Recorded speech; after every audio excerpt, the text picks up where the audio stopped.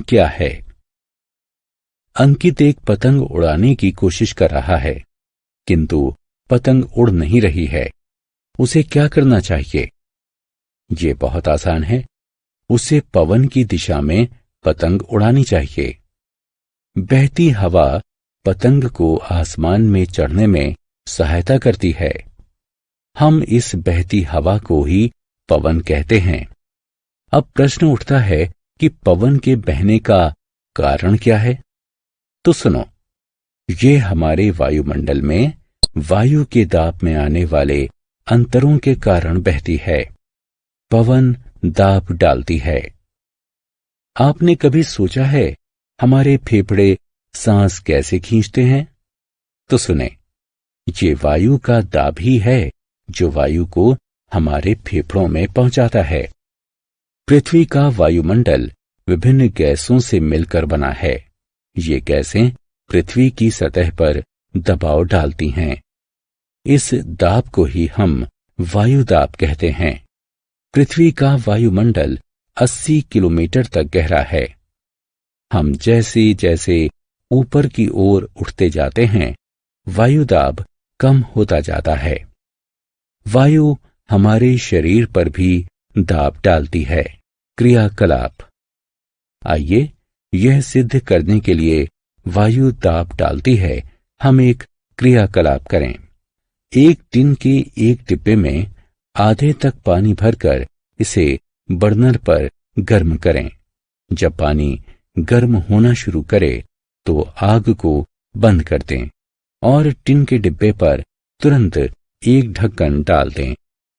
फिर उस डिब्बे को सावधानी पूर्वक एक वॉश बेसिन में रखें और उस पर पानी टूंटी से पानी खोलें। आप क्या देखते हैं?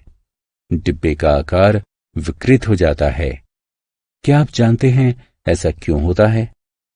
डिब्बे पर पानी उड़ेलने से उसके अंदर जमी भाप अंदर की वायु को थोड़ा कम कर देती है।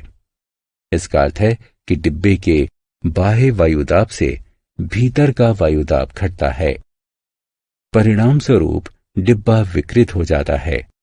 इस तरह आपने जाना कि वायु दाब डालती है। पवन एवं वायुदाब। क्या आप जानते हैं कि तेज गति से बहती हवा घरों की कमजोर छतों को उड़ा सकती है? वायु के तेज गति से बहने के समय वायुदाब कम रहता है। आइए इसे एक क्रियाकलाप से समझें। कागज का एक टुकड़ा लें और इसे मरोड़कर एक गेंद बनाएं। आप शीशे की एक खाली बोतल लें और कागज की उस गेंद को इसके ठीक मुंह के अंदर रख दें। गेंद पर फूंक मार दें। इसे अंदर ढकेलने का प्रयास करें और अब गौर से देखें, कागज की ये गेंद बोतल के भीतर नहीं जा रही। क्या आप जानते हैं कि ऐसा क्यों हुआ? वास्तव में जब हम बोतल के मुंह में फूंक मारते हैं तो मुंह के आसपास की वायु की गति तेज होती है। इससे वहां के दाब में कमी आ जाती है। बोतल के भीतर का वायुदाब उसके नजदीक के वायुदाब से ज्यादा होता है। जब हम गेंद को भीतर ले जाने के लिए उस पर फूंक मारते हैं तो बोतल के भीतर की वायु गेंद को बाहर धकेलती है। इस तरह बच्चों, हमने जाना कि वायु के तेज गति से बहने के समय वायुदाब कम रहता है। गर्म होने पर वायु फैलती है। क्या आप बता सकते हैं कि धुआं हमेशा ऊपर ही क्यों उठता है? आइए एक साधारण क्रियाकलाप से इसका उत्तर जानें। लकड़ी की एक छड़ी लें और इसके बीच में एक धागा बांधें। फिर कागज के समान आकार के 2 थैले लें और उन्हें लकड़ी की छड़ों के दोनों सिरों पर उल्टा लटकाएं। छड़ी को एक धागे से पकड़ें और एक थैले के नीचे एक मोमबत्ती जलाएं। हम देखते हैं कि दोनों थैलों का संतुलन गड़बड़ा जाता है। ऐसा इसलिए होता है क्योंकि गर्म वायु ऊपर की ओर उठती है। ये मोमबत्ती के ऊपर थैले को ढकेलती है। इस तरह हम पाते हैं कि गर्म होने पर वायु दूर तक फैलती है और अंततः हल्की हो जाती है। इसलिए गर्म वायु ठंडी वायु से हल्की होती है। तो बच्चों, यही कारण है कि धुआं हमेशा ऊपर की ओर उठता है। पवन का संचार। मेरे मन में एक सवाल है दादाजी, क्या मैं पूछ सकती हूँ? हाँ राधिका, बिल्कुल। पृथ्वी पर हवा कैसे चलती है? ये समझना बहुत आसान है। गर्म पवन हल्की होती है, इसलिए ये एक स्थान पर ऊपर उठती है। परिणाम स्वरूप उस क्षेत्र का वायु दाब निम्न हो जाता है। आसपास के क्षेत्रों की ठंडी पवन उस स्थान को भरने के लिए तेजी से आ जाती है। सूर्य से निकलने वाली ऊर्जा पृथ्वी की सतह को गर्म करती है। भूमध्य रेखा वो क्षेत्र है जहां ध्रुवीय क्षेत्रों की तुलना में सूर्य के प्रकाश की अधिकतम गर्मी पड़ती है। इन क्षेत्रों में पवन गर्म रहती है। गर्म पवन ऊपर उठती है और ध्रुवीय क्षेत्रों से आने वाली हवा खाली क्षेत्र में प्रवेश कर उसे भर देती है। इस तरह ध्रुवों से गर्म देशांतरों तक वायु का संचार होता है। मानसूनी पवन। हम सभी को मानसून ऋतु के दौरान लंबी गर्मी से राहत मिलती है। आइए देखें कि ये मानसून आता कैसे है। गर्मी के मौसम के दौरान भूमध्य रेखा के करीब पृथ्वी तीव्रता से गर्म हो उठती है। सागरों में जल के तापक्रम की तुलना में पृथ्वी का तापक्रम ज्यादा होता है।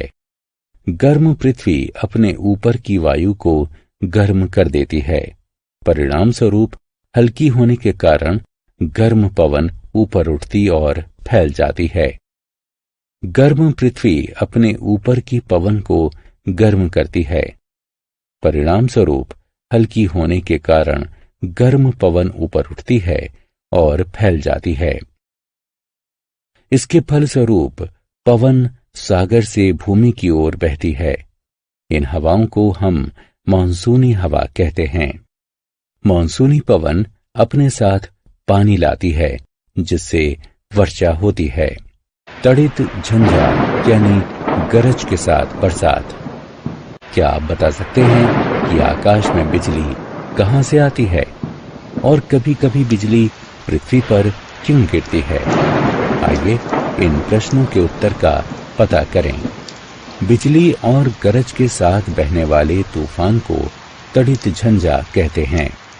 ये भारत जैसे गर्म उष्ण कटिबंधीय भूभाग में ज्यादा होती है। ये झंझाएं गर्म और नर्म पवन के ऊपर उठने से उत्पन्न होती हैं। जब नम वायु ऊपर उठती है तो ये ठंडी होने लगती है और वायु में मौजूद आर्द्रता सघन हो जाती है, जिससे बादल बनता है। बादल में पानी की बूंदों का बढ़ना जारी रहता है।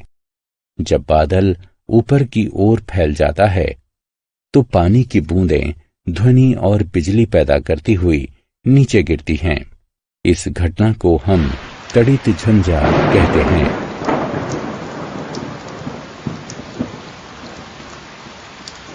चक्रवात। आपने चक्रवात के बारे में अवश्य सुना होगा। चक्रवात किसी निम्न वायुदाब के केंद्रीय क्षेत्र में तेजी से बहने वाली चक्कर काटती वायु के कारण उत्पन्न होने वाले घूमते हुए विशाल तूफान होते हैं। हम जानते हैं कि तड़ित झंझावात कैसे उत्पन्न होते हैं। अब आइए देखें कि ये चक्रवात कैसे बन जाता है। चक्रवात गर्म सागरों के ऊपर बनते हैं। गर्म सागर भी अपने ऊपर की वायु को गर्म करता है। जब नम वायु उठती है तो ये ठंडी हो जाती है और बादल का निर्माण करती है। सागर पर बना वायुदाब बादलों को खींचना शुरू करता है और पृथ्वी के घूर्णन के कारण बादल घूर्णन करने लगते हैं। इन बादलों का बढ़ना जारी रहता है और वे पहले की अपेक्षा अधिक घूर्णन करना शुरू कर देते हैं। घूमती वायु तेजी से घूमने लगती है, जिससे एक विशाल चक्र बनता है, जिसका आकार 2000 किलोमीटर तक हो सकता है। झंझावात का केंद्र शांत होता है। इसे तूफान का नेत्र कहते हैं।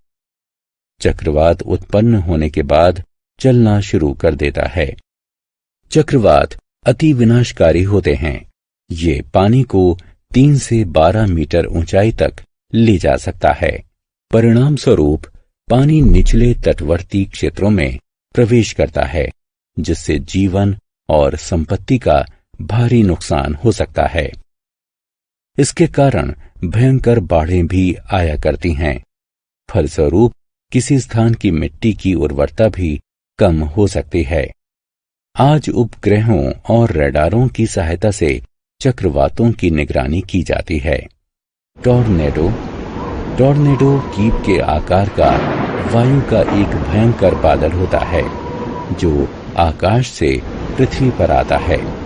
तेज टॉर्नेडो से भयंकर तबाही हो सकती है। ये बड़े भवनों को उड़ा सकता है, पेड़ों को उखाड़ सकता है और गाड़ियों को घुमाता हुआ दूर तक ले जा सकता है। टॉर्नेडो चक्रवातों के भीतर उत्पन्न हो सकते हैं। भारत के पश्चिमी तट की तुलना में पूर्वी तट में चक्रवात ज्यादा आते हैं। सारांश। आइए हमने जो